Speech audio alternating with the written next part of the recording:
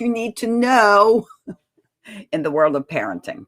Okay, I'm live Tuesday and Thursdays at 10 a.m. And today we're talking about stranger danger. Or is it?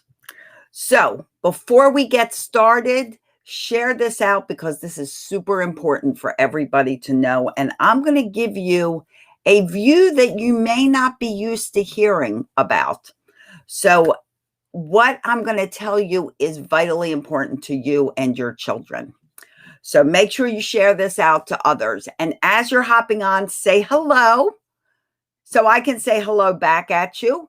And if you're on the replay, welcome. Give me a hashtag after party. And that way I'll know you're on the replay. Let me open up the window here in Pumped Up Parenting so that I can see if anyone's making comments. All right. So talking about stranger danger, before we do, let me tell you who I am in case you're new to my broadcast. And if you are new, give me a hashtag new for so that I can say hi and welcome you, and everyone else can welcome you. I am Hi Amber. How are you? Good to see you. So I am Celia Kibler. I'm a family empowerment coach. I'm here at Pumped Up Parenting and the founder of Fun Family Fitness as well. And what I do is I empower you parents so that you can turn around and empower your kids and really create family harmony. I'm on a mission to stop 1 million parents from yelling at their kids and start creating childhoods that everyone can blossom from. I'm also a mommy of 5, 2 I gave birth to, and 3 I gained through marriage, and a grandma to 9 children. I've been successfully parenting a blended family for 25 years. So, and I've been teaching and coaching parents for 40 years. So a lot of experience here that I offer to you with a lot of successful solutions to a lot of problems that you are going to naturally, you're actually going to meet up with on your road to parenting your children. Okay. And why is all this so important? It's important because we are raising adults, not kids. Always remember, what you do is what your future adult child will do. All right, so let's talk about stranger danger because it's crazy important. So you hear stranger danger all the time. You always hear it to kids, stranger danger, stranger danger. The problem with the term stranger danger is that it indicates that every stranger is dangerous. And you create a child who lives in fear of everyone they meet, when in reality, most strangers are perfectly safe and actually really good people. Like, think of the strangers in your children's life. Their teachers are strangers until they get to meet them. The school staff are strangers. The doctor is a stranger until you meet them. Nurses are strangers. The grocery clerk is a stranger. The trash men are strangers. The mailman, stranger. It goes on and on. The majority of adults that kids come in contact with are strangers. So do we want them to be fearful of every person walking on the street? Or do we want them to be friendly people? Do we want them to learn to smile at someone else, say hello to someone and make their day? Call the person that's in line that's checking you out at a grocery store, call them by their name if they're wearing a name tag. Do you want your children to grow up friendly and kind, or do you want them to grow up in fear of their lives? So this is my problem I have with the term stranger danger. Now let's talk about abductions, because that is a parent's biggest fear. Do you know that 75% of all abductions are done by family members, and usually a mom or dad? 75% of them.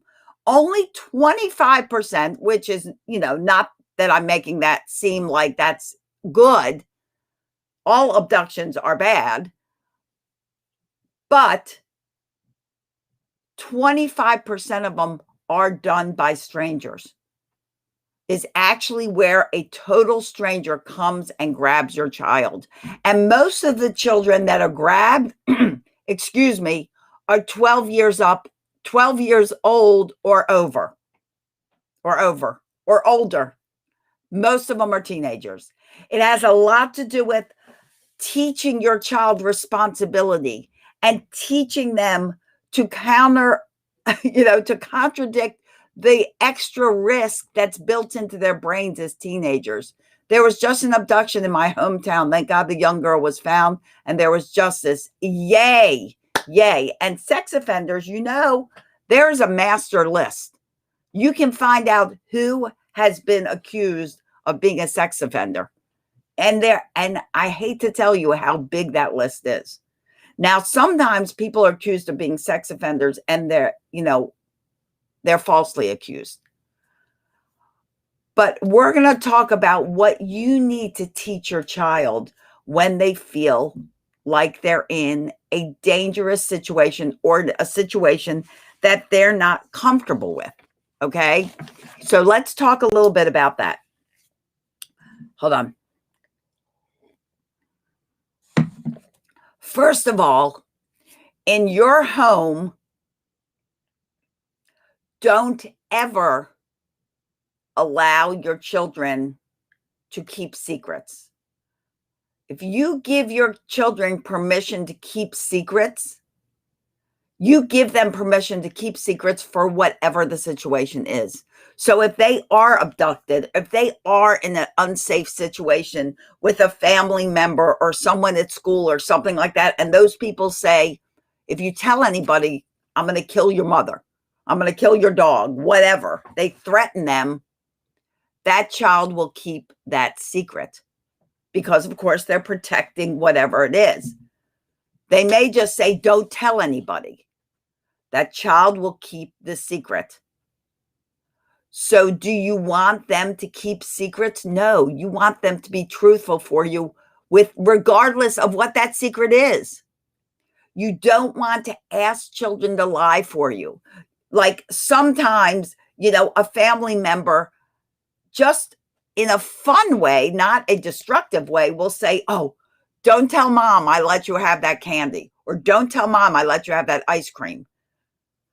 And as kind of kiddingly as they're doing it, they are giving that child permission to keep a secret. Secrets should never be kept, and you should never ask your child to keep one. Okay? Even as mild as it seems, don't ever ask a child to keep a secret from their parents, because they want to know if there's danger, they can come to their parent for anything, or a trusted adult. Because remember, 75% of abductions are by family members, moms, dads, uncles, grandparents. That's who's taking these kids. So your kids need to know that they always can come to you with the truth about anything. And you need to be welcoming to that information. And more importantly, you need to believe your child. If your child comes to you and says, you know what, I don't feel comfortable with Uncle George when he's around, I get a funny feeling. Trust them. Don't blow it off and say, oh, don't be silly. There's nothing wrong with Uncle George. And there is no Uncle George. I just use that name because it's what popped into my head. Good morning. Glad you're here, Benedicta. So trust your child and believe your child when they are telling you anything. Don't automatically assume that your kid's not telling the truth. And don't keep calling them liars. If you call them liars, they will eventually never tell the truth, because why should they? You're always calling them a liar. They're going to live up to that expectation. Let your child know that you believe them no matter what they're telling you. Believe them first, then go into trying to find out if their feelings are accurate or not. Teach your child, think, let me pause for a second. Think about when you feel like you're in a dangerous situation, when you feel uneasy about anything. Think about how you feel, how your body physically feels. You get butterflies in your stomach. Sometimes your chest gets tense. Maybe you shake a little, get a little nervous. Maybe you get goosebumps. This is what you want to teach your child to recognize. Those feelings of uneasiness, those feelings of, you know what, I don't feel safe. Something here is wrong. I've got tingles in my stomach. I've got goosebumps. I feel very nervous. Teach them those signs. Talk about those feelings, because that's what you want them to recognize. And if they feel that way, then tell them to get away. Okay? Remember that. You feel that way, get away. That's a great, easy little rhyme for you to remember to teach your kids. If you feel that way, get away. That's what you want them to recognize. The uneasiness of feeling, of being in an unsafe situation. And if it's a family member, it doesn't matter. Give them permission to get away from a family member if they don't feel good about it.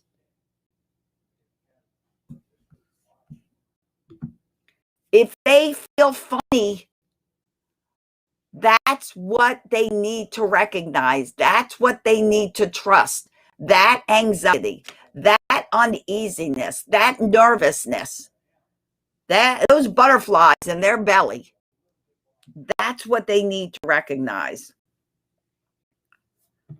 So while you're talking about it, also remember not to plant these feelings. You can talk about the feelings you get when you feel uneasy, especially for younger children, so they kind of know what you're talking about. But ask them, what happens when you get mad? What happens when you feel uncomfortable or you don't feel safe? What happens? Do you want to cry and talk to your mommy? What goes on in your mind when you're not feeling very good? You think you're in a place where you shouldn't be.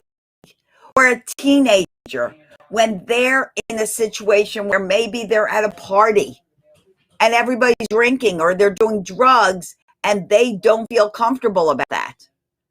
Give them permission to say, you know what? My mom, she's always being so weird and so goofy and so ridiculous, and she needs me to come home.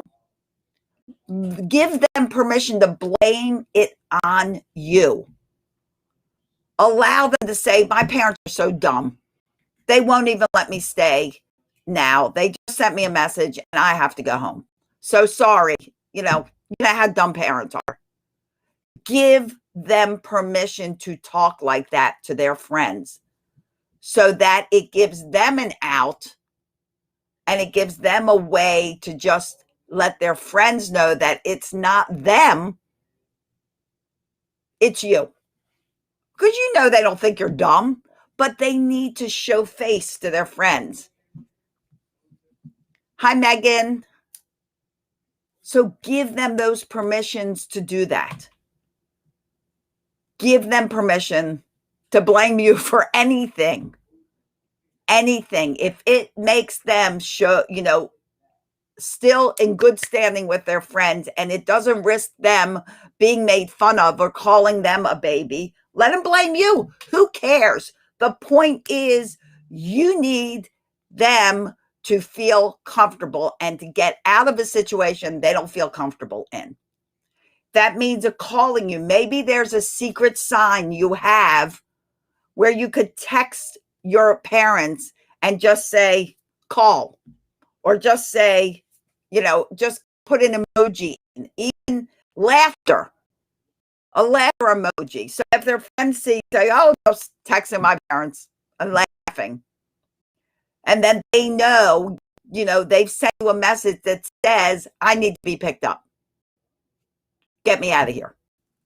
That's what that emoji means. That laughter emoji, which to their friends means nothing, to you means get me out of here. I got to go. They need to know they can call you. And I don't care if it's 2 in the morning, 3 in the morning. My kids know, and they're all in their 30s, that if they need me and it's 2 in the morning, they can call me and I'll be in my car and on the way.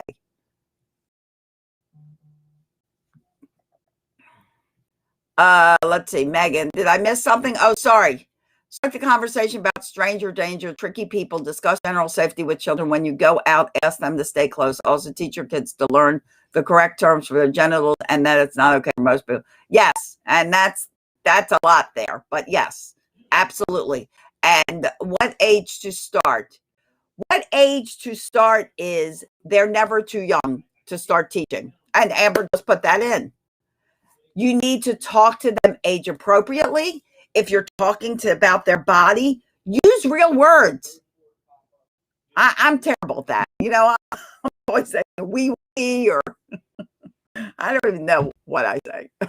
But use real words. It's okay to say vagina. It's okay to say penis. It's okay.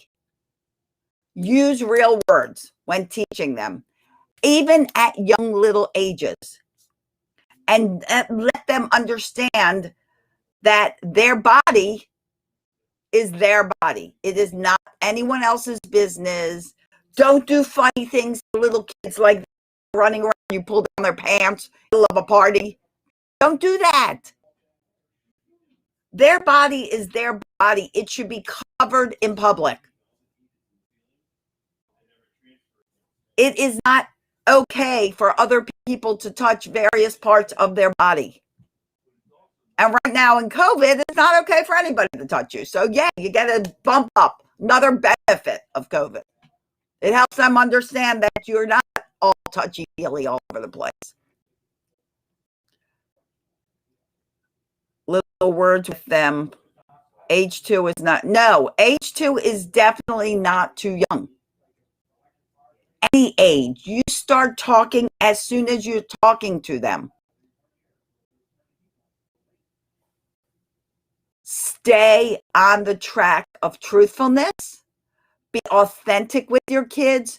Relate to them situations that you might have been in where you felt unsafe. Talk to the kids that are little, your little toddlers that may be in preschool or daycare. Ask them about who they play with. Sometimes a little kid will say, Joey is mean. Why is he mean? They may not know why. Actually, that was not a good response. You say, what does he do that makes him mean? So cancel that last thing. Don't ask why. Half the time, kids never know why. They don't even know why they do things. But ask them if they say something's not right. What happened?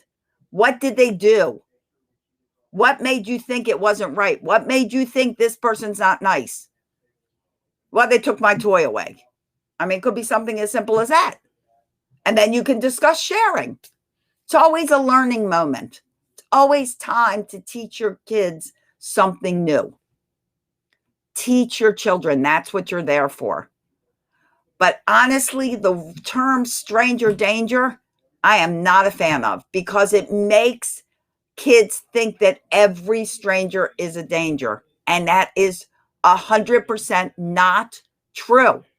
And it makes kids grow up to always be afraid. Think about if you grew up always being afraid of everything. That's what that teaches. It teaches kids to live in fear. We don't want kids to live in fear. We want kids to grow up to be adults that are happy and confident and self-assured and know all the warning signs and all the emotions and how to regulate their emotions and handle their emotions. You want them to grow up like that. You don't want them to grow up to be afraid of every single thing in the world. I know as a parent, it's hard because we are afraid for our kids. We don't even want to think about something terrible happening. People say all of a sudden, God forbid, God forbid, God forbid this happens, God forbid that happens. My dear friend, Wendy Olog, who is a coach in Nigeria for parents, who's wonderful, did a post and it said, God forbid is not a parenting technique. God forbid is not a parenting technique. Be proactive. Teach your kids how to live in the world, how to deal with other people, how to be socially graceful, how to understand what other people are doing, how to communicate in a calm manner. Don't live your life, God forbid this should happen. Prevent it from happening. Teach, coach, be proactive. Always be careful and always check on your kids. My son was sexually abused at a daycare. Be careful who you trust. The best advice I can give, talk to your kids and make sure they know that nobody is like, absolutely, Amber. And I'm sorry to hear that. I'm really sorry to hear that. Absolutely. And trust them. Trust what they say. Hi, Mason. Hi, sweetheart. That's my grandson. Hi, baby. Love you. Teach them to talk to you about anything. Do not judge them. Do not criticize. Younger kids, older kids, don't ridicule them. Teach them that they can come to you on any subject. Let me tell you guys, if you don't let them talk to you, they're going to talk to Google. And who would you rather teach them? If you want to teach them about sex or drugs, they can either talk to you and you can talk to them and tell them about what you would want them to know, or they can look it up on Google and you know what's going to come up. Talk to your kids calmly, believing them, trusting them, be respectful, don't judge, don't criticize, don't interrupt, let them talk. And then come back with a constructive reply. Spend time with them. Absolutely. I don't know who that is because it's coming from another group that I don't have open. Hi, Yami. Hi, Asata. Spend time with them. That's who it's coming from. Asata. I hope I said your name right. Yes. Yes. Spend time with your kids. One-on-one. Good quality time without this thing. This thing should not be in your hand. This phone, you should not be scrolling through Facebook or something else, watching something else while your child's trying to talk to you. That sends a direct message that your phone is more important than them. So put the phone down. When it's time to talk with your kids, listen with your eyes. You know why you listen with your eyes? Because you look at your children. Get to know them. Yes. Discover their passions. Find out what they love. Get involved with your kids. Tune in to your children, and they will tune into you. And it will create respect and trust between both of you. Okay, here's the truth about all this. All right. Number one, kids have to talk to strangers. They have to talk to strangers every day. Every day, there's a stranger somewhere that they're going to meet along the path of life that they have to talk to. Number two, most strangers are very helpful. The majority of strangers are good, helpful people. Number three, they need to learn their own warning signs for danger. Those feelings in your stomach, the tingling in your arms, the nervousness you feel, maybe chest pressure. And number four, you need to believe your kids when they're telling you anything. If they're telling you, you know what, this happened with a family member, don't blow them off. Don't act like, how could that have happened? I don't know where you heard that from. I don't know why you're making that up. Believe your kids. They would not just come up and tell you something that seems like so off the wall if there wasn't a truth to it. Yes, no phones at the table. Yes, have electronic free zones in your home. What you need to do, You need to teach your kids to say no. You need to teach your kids that if someone else says no to them, no means no. You need to teach your kids that, and especially your boys, that rape is akin to murder. It is a dirty, horrible, threatening, destructive word and action. No means no. You rape someone, it's like killing them. You need to teach your boys that. You need to teach them that when they feel weird, they feel unsafe, they should yell and run. Yell loud, scream for all you got and get away. If you don't feel okay, get away and scream while you're doing it. You need to teach your kids and give them permission to use you as an excuse if they need to, in order to get to safety. And do whatever they do, let them say whatever they need to say to get away. And that's with their friends, that's with anyone. Give them permission to use you as the excuse. Remember that the more your child talks to adults, strangers, or family, or friends, the more you let them talk with adults, the more comfortable they will be talking to an adult, and the more they will recognize the feelings they get when they don't feel safe talking to somebody. When they get bad vibes just talking to someone and something is off, they'll know that that's a danger signal. Let them talk more often to adults. My kids always were around adults. They always spoke as comfortably to children as they did to adults. But they knew those warning signs. They knew danger, even if it has to do with their parent. You let them know that if you feel in danger, I don't care if you're 4, you're 6, you're 10, you're 16, you have permission to call me and get out of there.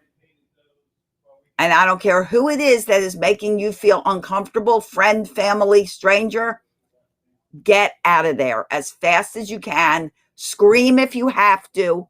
Call me if you need to. This is you saying it. You know, they're not going to call me, clearly. Allow them to call you. Get them out of there as soon as possible and believe them before you think, oh, I should really find out what exactly happened. No, find out what happened after they're safe. Maybe they imagined it, but usually if you imagine it, there's going to be some truth to it. Okay, guys, if you have questions on any of this, please let me know. Put it in the comments, reach out to me. It's vitally important that you teach your kids about recognizing their body when they feel unsafe, recognizing the signals, and understanding that safety is ultimately their responsibility. We can't keep them safe their whole life. They have to know. They have to be wise. Teenagers, their brain, the bonus that they get in their brain when they become teenagers is risk. That's why teenagers take risks all the time, because they're wired to. But be smart with them. Talk to them. Let them know, if you feel like it's an unsafe situation, even if all your friends are doing it, but you know in your gut this is not going to turn out well, you call me. You do whatever you need to do to get out of that situation. Don't just do it because your friends are doing it. Always trust your instincts. Trust your body. Trust your mind. Trust all these good qualities that you implanted in your children from the day they were born. Trust yourself. What's the best way to explain to kids, teenagers, what to do if someone approaches them at a bus stop or walking home from school or anytime they may be alone? If they feel uneasy, they scream and run. If any situation makes them feel uneasy, they need to yell as loud as they can and run home. And if they can't get to a home, let them know who your neighbors are. Don't be strangers with your neighbors. Let them know who they are so that if they can't run home, they can run to a neighbor. When I was growing up, no one was afraid of each other. People weren't afraid of each other. We knew everybody in the neighborhood. We were out roaming, the neighborhood all day long. But we knew we had safe places in every house in that neighborhood. Or the majority, not every, but the majority of houses in our neighborhood. Our neighbors knew us and we knew our neighbors. You need to get to know your neighbors too. You need to be friendly and meet people and casually have talks so you find out more and more about them. Meet their children. Have your children meet their children. Meet their people. When my kids grew up, there were no cell phones. I couldn't just call my child on a cell phone. I needed to know where they were going, when they were going, when they would be home, whose house they would be out at, what the phone number was. And they couldn't get a house that I didn't know the parents of. Now everybody relies on cell phones. Stop relying on cell phones. Your child could be 2 states away and you could be able to call them on a cell phone. The cell phone is not their security. You are. And what you teach them is. And what you give them, the tools you give them to know how to get away if they feel like they're in a dangerous or risky situation. Don't rely on cell phones to track your children.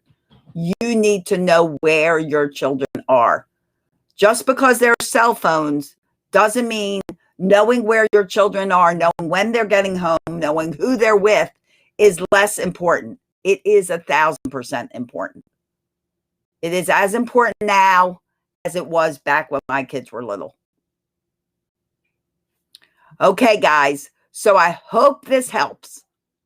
And I hope you have a little clearer understanding of what you need to be setting up for your child so that they don't grow up being afraid of every human that walks down the street.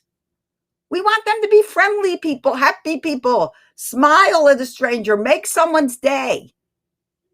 Don't be afraid of every single person. If you raise a child who's afraid of everything, they eventually will never go out of their house. They will never have a good job. They will never feel comfortable about being on their own. They will never rely on themselves because they will constantly be afraid. All right, so I hope you understand. I hope you got some value from this. Take the advice and put it into action. Start today. Don't delay. I will be back Thursday at 10 o'clock in the morning. If you have any questions or you really need to talk with me, go to talkwithcelia.com. Talkwithcelia.com. I'm going to put that in the comments because I can. Tell me what's going on. There's some questions you have to answer, but let's talk about it and get the help you need, guys. People that reach out for help are strong people, are confident people. It's not weak to ask for help. It's weak to decide you know everything and you don't need help. Okay? So if you need help, reach for it. I'm always here. That's what I'm here for. Megan, you are so welcome. Thank you for listening. Angelique, hi. Cindy, did I say hi? Not sure. Anyway, thank you to everyone for listening. Could I post that list, please? Yes, absolutely. It's funny you say that, Megan, because I was actually going to create a PDF for you guys with all this information. So I am going to do that. Absolutely. And I will put it in the files section of the Pumped Up Parenting group on Facebook. And I'm going to start putting a lot of those resources on the website of Pumped Up Parenting. Haven't done that yet, but I will. It'll eventually go on the website of Pumped Parenting as well for your free resources that you can download. Okay. But I will create it and I will get it in the group, hopefully by the end of the week. All right. Oh, you are so welcome. You're so welcome. My pleasure, because sometimes it drives me a little crazy hearing about stranger danger all the time. Okay. Because it's kind of not true. There are dangerous strangers, but they're not all dangerous. Okay. I hope this helped. I'm so grateful for you guys taking time out of your busy schedule to spend a little time here with me. I'll see you on Thursday at 10 a.m.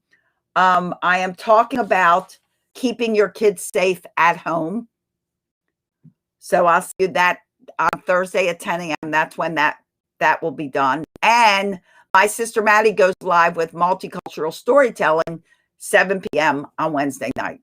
Okay, guys, you have an awesome day. As always, I wish you peace, love, tons of laughter. It really is the best medicine. And I'll talk to you later and see you back here on Pumped Up Parenting. Bye, everyone.